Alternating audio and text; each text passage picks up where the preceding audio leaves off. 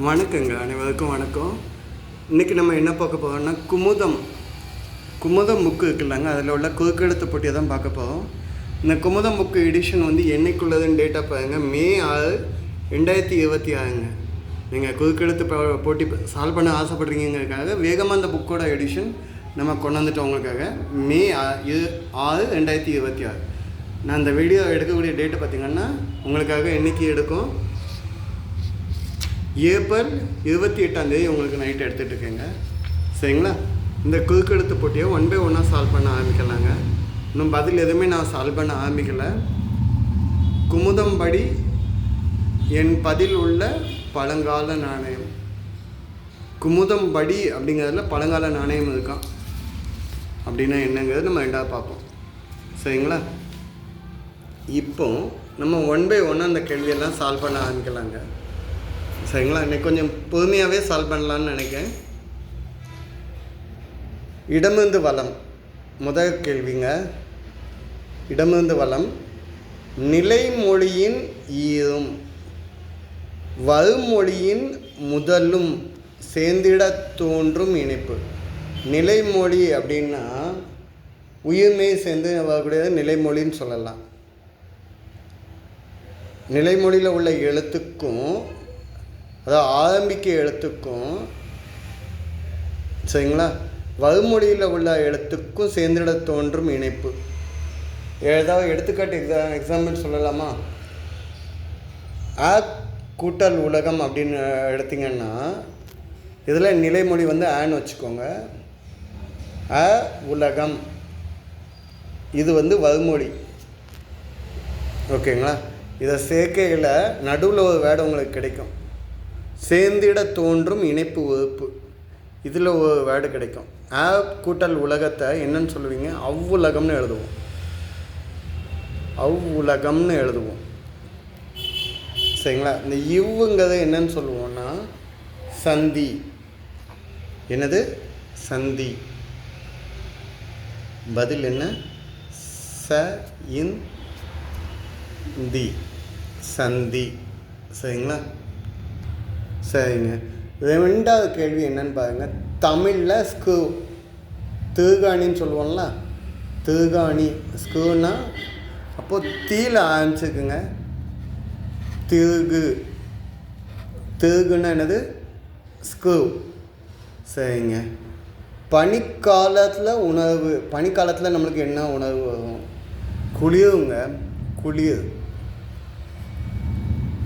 பனிக்காலத்தில் வரக்கூடிய உணர்ச்சி வந்து குளிர். சரிங்க. அடுத்து 5 இடமிருந்து வலம் வந்து என்னது? சித்த மருத்துவத்தில் மாத்திரை. இதுக்கு முன்னால் இதில் மேலேருந்து இதை ஹிண்டை வச்சு மற்ற ஆன்சர் செக் பண்ணி பார்ப்போம். 1 மேலேருந்து கீழே என்ன? வீண் பிடிவாதம், அடாவடித்தனம். 3 எழுத்துல தான் சொல்லணும். வீண் பிடிவாதம், அடாவடித்தனத்தை வந்து என்னன்னு சொல்லலாம்னா சண்டித்தனம்னு சொல்லலாம். பதில் என்ன? சண்டித்தனம். சரிங்களா? 4 இடமிருந்து வலம் இல்லை. சரிங்களா? சரிங்க. 2 மேலேருந்து கீழே இருக்கா? இல்லை. டேஷ் விடுத்தாள் என்று குறுகியாய். டேஷ் விடுத்தாள் என்று குறுகிய கூறாய். டேஷ் விடுத்தாள் என்று குறுகிய கூறாய் அப்படின்னா இதுக்கு வந்து இவங்க 2 பேர் சொல்லியிருக்காங்கங்க. பதில் என்ன? 3 மேலேருந்து கீழே. பதில் என்ன? குளிகை.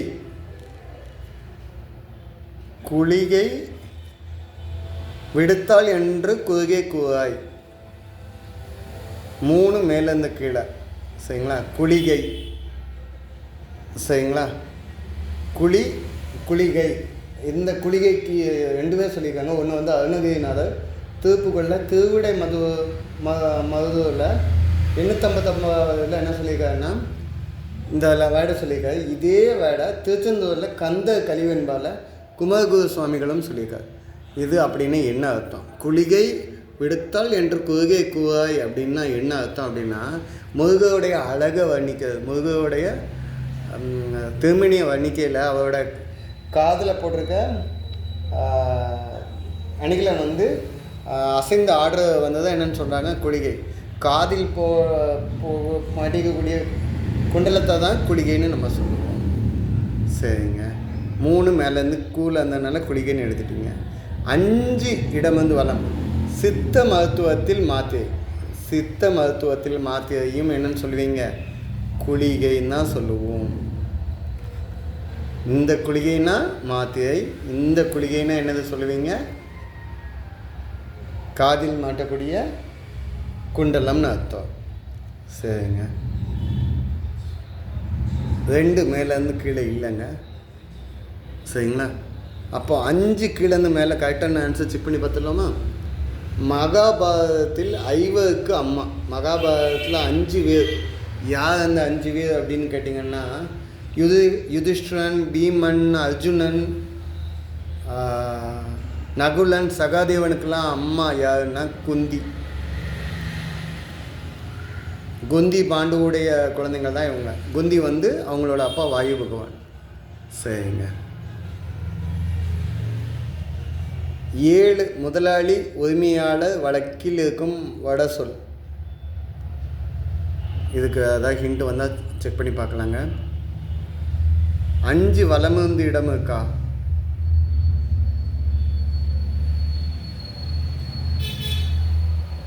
அஞ்சு வலமிருந்து இடம். மக்களுக்கு குழந்தை. மக்கள்னா மனுஷங்கன்னு வச்சுக்கோங்களேன். மாக்களுக்குன்னா விலங்குகளுக்கு. ஓகேங்களா, மாக்களுக்குன்னா விலங்குகளுக்கு குழந்தைன்னு சொல்ல மாட்டோம், குட்டி. ஆட்டுக்குட்டி, கண்ணுக்குட்டி, மாட்டுக்குட்டி, கண்ணுக்குட்டி. ஓகே, ஸோ குட்டின்னு சொல்லுவோம். சரிங்க, 6 வலமிருந்து இடம் என்னென்னு பார்க்கலாமா? அறுபடை வீடுகளில் 5வது. அறுபடை வீடுன்னா என்னென்னு சொல்லுவீங்கன்னா, திருப்பரங்குன்றத்துலேருந்து ஆரம்பித்து திருச்செந்தூர், திருப்பரங்குன்றம், பழனிமலை, திருத்தணியை வந்து 5வது மலைன்னு சொல்லலாம். திருத்தணி இங்கே 3 எழுத்துல எழுதணுங்க. திருத்தணி மலை, தணிகை மலைன்னு சொல்லலாம். திருத்தணியை வந்து என்னென்னு சொல்லலாம்னா தணிகை. சரிங்க, 6 கீழேருந்து மேலே இது கரெக்டாக செக் பண்ணுவோமா? காயில் வந்து இலசு பிஞ்சு. காய் வந்து இளங்காய், பிஞ்சு காயின்னு சொல்கிறோம். அப்போ இலையை என்னன்னு சொல்லுவீங்க? இலசுன்னா அதுக்கு முன்னால் என்னன்னு சொல்லுவீங்க? தளிர். தக்கு இதுக்கு தளிர் அப்படின்னா இலையோட தழுகக்கூடிய பகுதி. சரிங்க, 5 மேலேருந்து கீழே இருக்கா? சப்பாத்தி என்றாலே நினைவுக்கு வரும் சைட் டிஷ். சப்பாத்தினாலே எல்லாத்துக்கும் சொல்லக்கூடியது சப்பாத்தி குருமா. பதில் என்ன? குருமா. சரிங்க, அடுத்து 4 மேலேருந்து கீழே இழுப்பறை. டேபிளெல்லாம் எல்லா இதுலேயும் இழுப்பறை இருக்குங்க. எல்லா டேபிள்லையும் இருக்கும் இழுப்பறைன்னா. இங்கிலீஷில் என்னென்னு கேட்டிருக்காங்க? ட்ராயர். நீங்கள் ட்ராவை வந்து நீங்கள் இழுப்பீங்கள்ல, ட்ராயர். அதுக்கு பேர் தான் இழுப்பு அறை. இழுப்பறை அப்படின்னா என்னது? ட்ராயர். சரிங்க, 7 இடமிருந்து வலம் இருக்கா? முதலாளி, உரிமையாளர் வழக்கில் இருக்கும் வட சொல். வடமாநில சொல் அப்படின்னு ஆல்ரெடி சொல்லிட்டாங்க. எஜமானன் அப்படிங்கிறத எஜமா அப்படின்னு நான் சொன்னீங்கன்னா சான்ஸ்கிரிட்டில் உள்ள வார்த்தைங்க. எஜமா அப்படின்னா எஜமானன், ஓனர் அப்படின்னு அர்த்தம். எஜமா ஃப்ரம் த சான்ஸ்கிரிட் வேர்டு. இந்த ஜ வந்து கரெக்டாங்க நம்ம செக் பண்ணி பார்க்கணுங்க. 8 மேலேருந்து கீழே இருக்கா? மேலேருந்து கீழே 8. ஐயோ, இதுவும் கொஞ்சம் டஃப்பான கொஸ்டின் உங்களுக்கு. அவனுக்கு நீ டேஷ் ஜாமீன் கொடுக்காதே. இதுவும் நம்ம ஹிண்ட் வச்சு தான் செக் பண்ணணும். சரிங்களா, 11 வலமிருந்து இடம் இருக்கா? வார்த்தைகளில் ஒளிந்திருக்கும் ஆங்கில பொருள். வார்த்தை அப்படிங்கிற வார்த்தைக்குள்ள ஒளிந்திருக்கும் ஆங்கில போர். இதில் வந்து வார் அப்படின்னா என்னது? சண்டை, போர், யுத்தம். ஸோ வார் பதில் என்ன? வார். வார்னா சண்டை, போர், யுத்தம், சமன்னு சொல்லலாம். 8 மேலேருந்து கிழக்கு இப்போ ஒரு வார்த்தை வருதுங்க. அவனுக்கு நீ டேஷ் ஜாமீன் கொடுக்காதே. கோர்ட் வழக்குலலாம் ஜவாப் அப்படின்னு ஒன்று உண்டு. ஜவாப். ஜவாப்னா என்ன அர்த்தம் அப்படின்னு நீங்கள் கேட்டிங்கன்னா, 8 மேலேருந்து கீழே ஜவாப்னா தற்காலிகமாக ரிலீஸ் பண்ணக்கூடிய முறை. ஜவாப் டெம்பரரி ரிலீஸ் அப்படிங்கிறது. அவனுக்கு நீ ஜவாப் ஜாமீன் கொடுக்காதே அப்படின்னா டெம்பரரி ரிலீஸ் பண்ணக்கூடிய ஜாமீன் கொடுக்காதே. இப்போ போட்டுட்டீங்க. 14 இடமிருந்து வளம் என்ன? அறியா புதிர் உள்ளே இருக்கும் செய்யுள் இலக்கணம். அறியா புதிர் அப்படிங்கிற வேர்டுக்குள்ள செய்யுள் இலக்கணம் இருக்காங்க. யாப்பு அப்படின்னு ஒன்று இருக்குதுங்க, சரிங்களா? ஸோ யாப்பு அப்படின்னா யாப்பு இலக்கணம்னு நீங்கள் படிச்சிருப்பீங்க. யாப்பு அப்படின்னா யாப்பு இலக்கணம். யாப்பு இலக்கணம்னா நீங்கள் என்னென்னு சொல்லுவீங்கன்னா, மரபு கவிதை இல்லைன்னா செய்யுள் எழுத போகிறீங்கன்னா அது எப்படி எழுதணும்னு சொல்லக்கூடிய விதிமுறைகளை சொல்லக்கூடியது தான் யாப்பு இலக்கணம்னு சொல்லுவோம். இதுக்குள்ள 7 வகையாக பிரியும். எழுத்து, அசை, சீர், தலை, அடி, தொடைன்னு நீங்கள் எப்படி எழுத போகிறீங்களோ அதை சொல்லக்கூடியது தான் யாப்பு இலக்கணம். சரிங்க. 15 இளமந்து வளம் என்ன? பூலோகம், மண்ணுலகம், பூமி. பூவில் ஆரம்பிச்சுக்குங்க, புவின்னு சொல்லலாம். பூ வந்தால் பூமின்னு சொல்லிடுறேன், பூ வந்ததுனால புவின்னு சொல்லுவோம். அடுத்து பாண்டவர்களுக்கு தூது சென்ற பரந்தாமன். பாண்டவர்களுக்காக தூது சென்ற பரந்தாமன் இருக்கார்ல, அவர் தங்கியது யார் வீட்டில்? அவர் யார் வீட்டில் தங்கினான்னா விதுரன். விதுரன் இல்லைன்னா விதுரன்னு வரும். நான் ரன் எழுதுறேன், இந்த ஆன்சரை பொறுத்து இதுதான் என்னன்னு மாற்றிக்கலாம். விதுரன் அப்படின்னா யாருன்னு கேட்டிங்கன்னா, நீதி தர்மத்துக்கு அடையாளத்துக்கெலாம் இருக்கக்கூடியவர், கௌரவர்களுடைய அமைச்சர். எந்த பக்கம் நியாயம் இருக்குதோ அந்த பக்கம் பேசக்கூடியவர் தான் விதுரர். சரிங்களா? சரிங்க. இப்போ அடுத்த ஹிண்ட்டு, 8 இடமிருந்து வளம் இல்லை. இந்த சைடு இடமிருந்து வளம் சால்வ் பண்ணி முடிச்சிட்டோங்க. சரிங்களா? 6 மேலேருந்து கீழே பாருங்க. குமுதம்படி என்பதில் உள்ள பழங்கால நாணயம். இதை தான் அவங்களும் இதில் வச்சுருக்காங்க. குமுதம்படி என்பதில் உள்ள பழங்கால நாணயம். தம்படி அப்படின்னு ஒரு நாணயம் இருக்குதுங்க. இங்கே இருக்குது ஆல்ரெடி. தம்படி ஒரு பணா 100 பைசா சொல்கிறீங்க. அப்போ தம்படினா உங்களுக்கு எத்தனை பைசான்னு தெரியுமா? ஒரு தம்படி அப்படிங்கிறது என்னது? 1/2 பைசா. ஆஃப் பைசே அப்படின்னா 1/2 பைசா அப்படிங்கிறது தான் ஒரு தம்படி. சரிங்க. ஸோ மேலேருந்து கீழே இன்னும் இங்கே இருக்குது. 12 இங்கே இருப்பது இது. அப்போ அங்கே இருப்பது என்ன? இங்கே இருக்குது, இது இருக்குது. இப்போ அங்கே என்ன இருக்குது? அது இருக்குது. ஸோ 12 மேலேருந்து கீழே ஆல்ரெடி தூ இருக்குது, அது. தகரம் ஆங்கிலத்தில் 13 மேலேருந்து கீழே டின்னுன்னு வந்துருச்சு. ஸோ அப்போ விதுவன் கிடையாது, விதுவன் தான். ஸோ டின் விதுவனில் எழுதுனது, தம்படியில் வந்த டீன் வந்து டின்னு ஃபார்ம் ஆகிடுச்சு. சரிங்க. அடுத்து வலமிருந்து இடம் பார்ப்போம். 3 செந்நீர், உதிரம், ரத்தம். 3 இடத்துல சொல்லணும். 3 வலமிருந்து இடம் என்ன? கு ரு தி. குதினா ரத்தம். திருக எழுதுனீங்கள்ல, அதை ரிவர்ஸ் ஃபார்மில் வாசிக்க விட்றாங்க. சரிங்க. மக்களுக்கு குழந்தை முடிச்சிட்டோம், அறுபடை வீடு முடிச்சிட்டோம். இங்கே இருப்பது ஒல்லி அல்ல, குண்டு. ஒல்லி இல்லைன்னா குண்டுக்கு நீங்கள் என்னன்னு சொல்லுவீங்க? வேறு எழுத்து பேல ஆரம்பிச்சுக்கு பருமனாக இருக்குன்னு சொல்லலாம். 4 எழுத்து பருமன் அப்படின்னு சொல்லலாம். பருமன் அப்படின்னு சொல்லலாம். 4 எழுத்து. பதில் கரெக்டாக வந்துக்குன்னு நினைக்கிறேன். சரிங்களா? ஈயத்தை குறிக்கும் இன்னொரு சொல்லில் இங்கே இன்னும் இல்லை. மேலே ஆரம்பிச்சுக்குங்க. இதுக்கு இங்கே என்ன ஹிண்ட் வருதுன்னு பார்த்துட்டு நம்ம ஆன்சர் சால்வ் ஆகும். சரிங்க. காலிழந்த அரண்மனையில் பலசரக்கு. காலிழந்த அரண்மனையில் பலசரக்கு கீழேருந்து மேலே ஆரம்பிச்சு கையில் முடியுதுங்க. அரண்மனையை நம்ம மாளிகைன்னு சொல்லலாமா? அரண்மனையை நீங்கள் மாளிகைன்னு சொல்லலாம். இங்கே இழந்த அப்படின்னா இந்த காலை தூக்கிடுங்க. அப்படின்னா பலசரக்கு கடை, மளிகை ஸ்டோர். ஸோ இங்கே பதில் என்ன? மளிகை. சரிங்க. 12 கிழந்து மேலே குழப்பம் கூச்சல். குழப்பம் கூச்சல் அப்படின்னா ஒரே கூச்சலும் குழப்பமாக இருக்குப்பா அப்படின்னா கிழந்து மேலே ஆல்ரெடி சால்வ் ஆகிருக்குதுங்க. 11 வந்தது. சரிங்களா? மளிகையில் நம்ம எழுதுனது எல்லாம் சேர்ந்து பார்த்திங்கன்னா அமளி அப்படின்னு ஒன்று இருக்குது. ஒரே அமளியாக இருக்குது. அவையில் ஒரே அமளி அப்படின்னா கூச்சலும் குழப்பமா. எவர் என்பதை எப்படி கேட்பார்? எவர் பாது அப்படிங்கிறத 14 கீழே யார் பாது? யார். பதில் என்ன? யார்.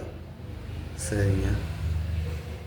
கடைசி கேள்விங்க. 2ஆம் அதிகாரத்தில் 3ஆம் குறளின் 2ஆம் அதிகாரம்னா என்னது? திருக்குறளில் வான் சிறப்பு தாங்க 2ஆம் அதிகாரம். இதில் 3ஆவது குறளாம். 2வது குறள் துப்பாக்கி துப்பாக்கி வரும். 3ஆவது குறள் என்ன? அதோட 4வது வார்த்தையும் அதில் உலகத்தை பிரித்தல் மீதம் இருக்கும் பரந்த வார்த்தை. வீலேருந்து ஆரம்பிச்சு இன்னில் முடியுதுங்க. வான் சிறப்பில் 3வது குறள் என்ன குறள் உங்களுக்கு தெரியுமா? நான் சொல்கிறேன், ஞாபகம் வச்சுக்கோங்க. விண்ணின்று பொய்க்க பின் உள்நின்று விரைநீர் வியனுலகத்து உடையேச்சும் பசி. மழை இல்லாமல் பொய்த்து போனால் எப்படி இருக்கும்னா நம்ம உடம்புக்குள்ள பசி எப்படி இருக்கும் அது மாதிரி இருக்கும். வான் சிறப்பு மலையோடைய திறமையை பற்றி வான்கொடையை பற்றி சொல்லக்கூடியது. ஸோ இதில் நம்ம என்ன சொல்லலாம்? விண்ணின்று பொய்ப்பின் உள்நின்று விரைநீர், அதுக்கப்புறம் 4வது வார்த்தை வியன் உலகத்து. ஸோ பதில் என்ன? வியன் உலகத்து. வியன்னா பறந்து விரிந்த உலகம் அப்படின்னு சொல்லுவாங்க. பிரித்தால் மீதம் இருக்கும் பரந்த வார்த்தை வியன் அப்படிங்கிறது பதில். சரிங்க. நம்ம 12 நிப்பாட்டிட்டு வந்தோம். ஈயத்தை குறிக்கும் இன்னொரு சொல்லில் இம் இருக்குது. சங்க காலத்தில் ஈயத்தை நம்ம நாமளாக என்னன்னு சொல்லுவோன்னா ஈயம் அப்படின்னா 12வது கேள்விங்க. வளமருந்து இடம் இங்கே இருக்குது. ஈயத்தை நீங்கள் என்னன்னு சொல்லுவீங்க? லெட்டு அப்படின்னா ஈயம், இரும்புனா அயனு. சரிங்களா? இதை வெள்ளியம், காரியம், ஐயம், அயசு அப்படின்னு சொல்லுவோம். இங்கே என்னன்னு சொல்லலாம்? ஐயம்னு சொல்லலாம். ஐயம்னா சங்க காலத்தில் பழங்காலத்தில் இரும்பையும் அயன்தான் சொன்னாங்க, ஈயத்தையும் ஐயம்தான் சொன்னாங்க. இன்னும் இதுக்கு மேலே ஒரு ஸ்டெப்பு போய் அயலியம் அப்படின்னா ஈயம் சொல்லலாம். ஓகேவா? ஸோ ஐயம்னா ரெண்டையுமே சொல்லக்கூடியது. நான் ரொம்ப நேரம் அந்த பதிலை தேடிட்டு தான் உங்களுக்கு பதில் சொல்கிறேன். ஐயம்னா நம்ம முதல்ல இரும்பு மட்டும்தான் சொல்லுதுன்னு தெரியும். நீங்கள் ஐயம்னா நீங்கள் என்னென்னு சொல்லுவோம்? ரெண்டையுமே சொல்லக்கூடிய வார்த்தைகள், பழங்காலத்து வார்த்தைகள். ஸோ இதுதான் இன்னையுடைய பதில். இன்னையுடைய பதில் இல்லைங்க, மே மாதம் 6ஆம் தேதி நம்ம எலெக்ஷன் முடிவெல்லாம் தெரிஞ்சுருக்கோம். அதுக்கப்புறம் வரக்கூடிய கேள்வி பதில் தாங்க இது. வேணால் டேட் வேணால் செக் பண்ணி பார்த்துக்கோங்க. குமுதத்தில் உள்ள 6/5/2026. சரிங்களா? உங்களுக்காக நாங்கள் இந்த பதில் அட்வான்ஸாகவே போடுறோம். இதனுடைய கண்டிஷன்ஸ் பழைய வாரத்தில் ஜெயித்தவங்களுக்கு இது ஜெயித்தவங்க என்னைக்குள்ளது அப்படின்னு கேட்டிங்கன்னா 488 நினைக்கிறேன். ஸோ பரிசு பெற்றவங்களுடைய விவரமாக இருக்குது. ஆன்சர்ஸ் கடைசியாக ஹோல்டிங் பண்ணுறேன், செக் பண்ணி பார்த்துக்கோங்க. தப்பாக மென்ஷன் பண்ணியிருந்தால் கமெண்ட்டில் கொடுங்க. நன்றிங்க. சப்ஸ்கிரைப் பண்ணுங்கள், சப்போர்ட் பண்ணுங்கள்.